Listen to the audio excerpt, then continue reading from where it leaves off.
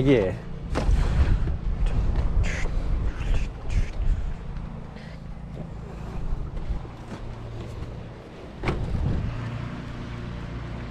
Good. If you like flex, you'll love the quick release.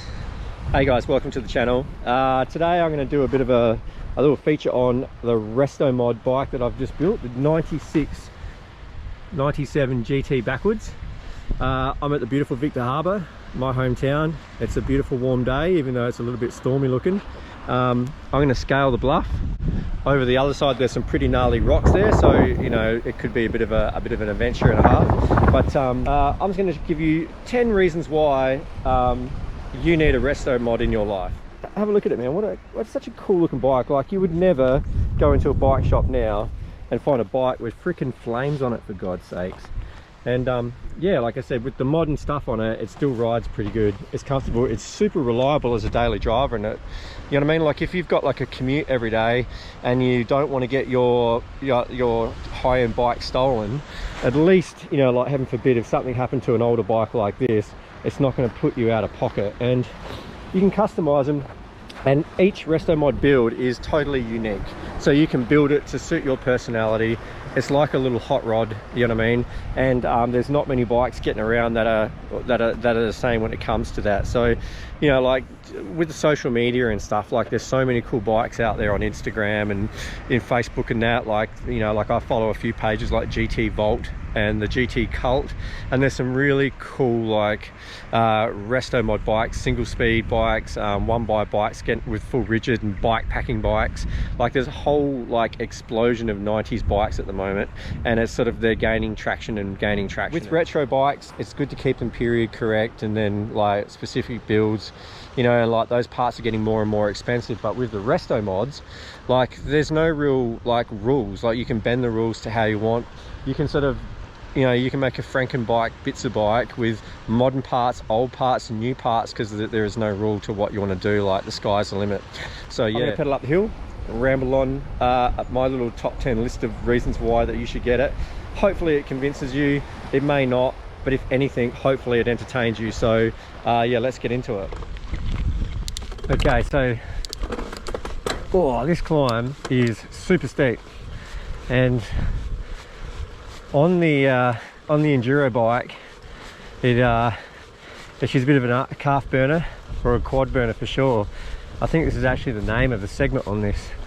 But on the little retro, it absolutely blitzes up the hill. Howdy, g'day. Well, you haven't even got a motor, you're doing No.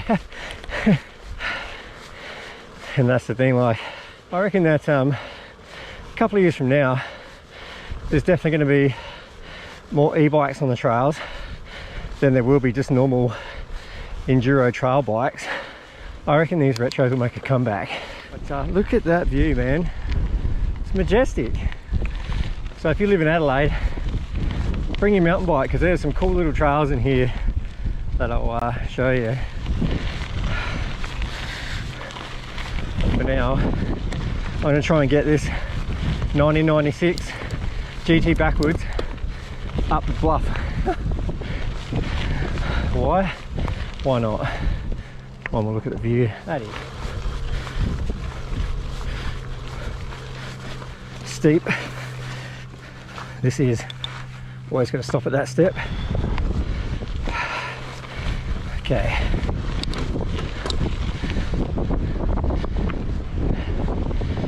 Sorry about the wind noise if there's some.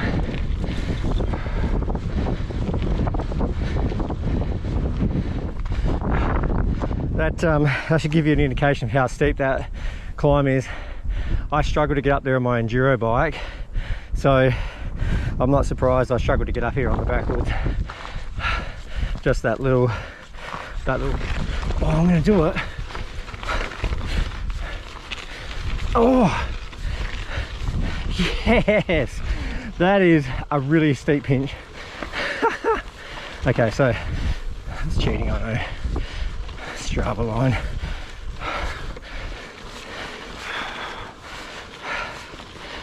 Okay, wow, how was that for a view?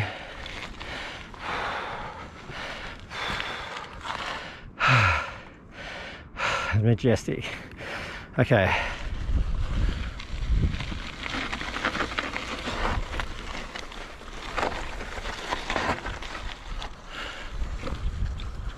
Ooh. Yeah.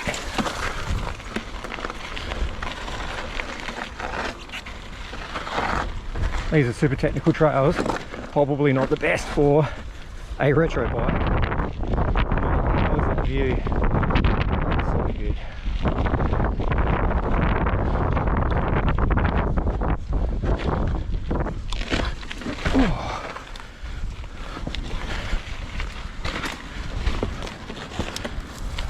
Get up there.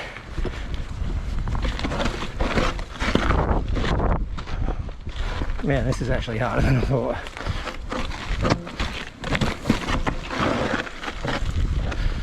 It's the V-brakes that drop you down. So I guess if you wanted to have, I'd say disc brakes are probably the go. Heaps of washouts. Really. Oh.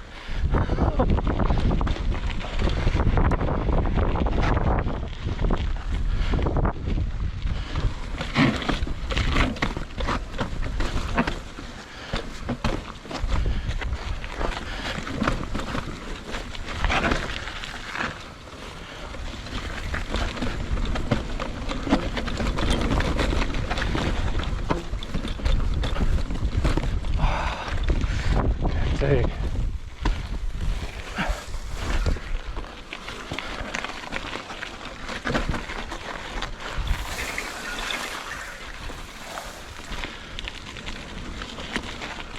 Man, this is majestic, this spot.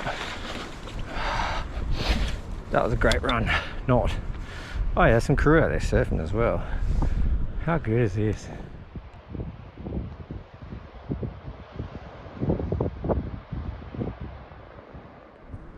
Okay, so I basically found this bike on Marketplace and got it for 200 bucks.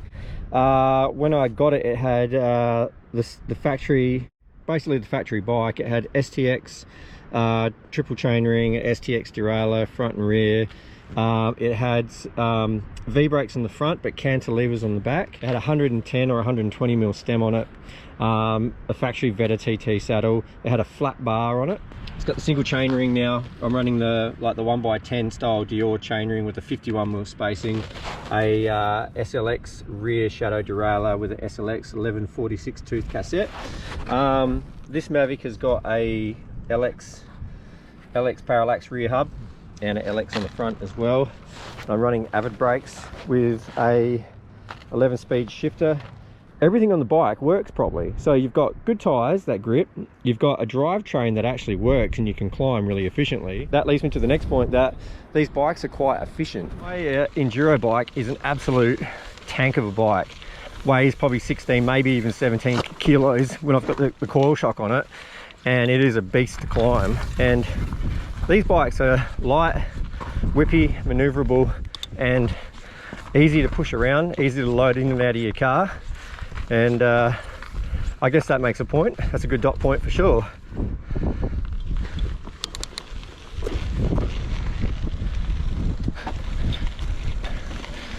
Another good one is these things are getting more and more collectible as well, so that's a cool thing. If you like collecting stuff and this thing sort of tickles your nostalgia fancy because you're old enough, you know what I mean? Like, there's some cool bikes out there still, and they're not expensive like the BMXs are now. So BMXs go for thousands, and these things are still relatively cheap. You can find some in yard sales or on Marketplace for not much at all, and that's cool if you like collecting stuff and building stuff, you know. I know I definitely do. And you can put your own personal touches on these as well, so that's a good point.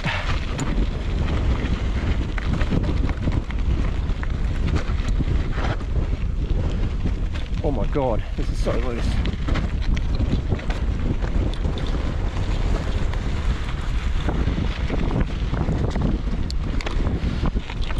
Yeah, so the people that you meet in the social media scene with these retro bikes, like here in South Australia, we've got a pretty cool scene with all of the guys that are in it are absolute legendary blokes as well. So, and we have regular meetups monthly.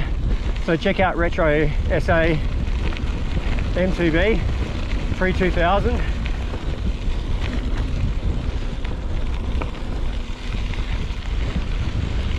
On the Facebook socials. Alright, let's go this way, eh? We're probably gonna kill.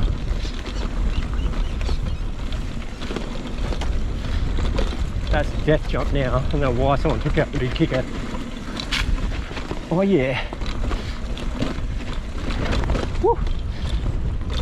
How sick are these trails, mate? Now I am on a hardtail with about 1 inch of travel, so hence the reason why I'm not going flat out, but it makes it fun, man. Oh my god, that was a near over the bars experience. So woo, and that is how you get from the top to the bottom in less than 2 minutes. So there you go, man. Back the old seat up. So these things are actually fun to ride. So if you've got yourself just an enduro bike or an e-bike and you feel like doing like rides along bike paths like with the kids like I do, like these make the perfect bike to do that on, because they're lightweight, they're really efficient like I said, and they're like the perfect bike path cruiser. So in the summertime, if you like cruising the path with along the beach or through the parklands with your kiddies and stuff like I do, these are a cool bike to grab.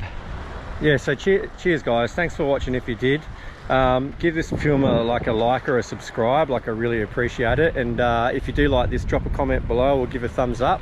Let us know about like a little project that you've got going on. So yeah, so thanks for watching. Give a like, give a subscribe, and I'll keep some more retro content coming. And until then, yeah, see you out there.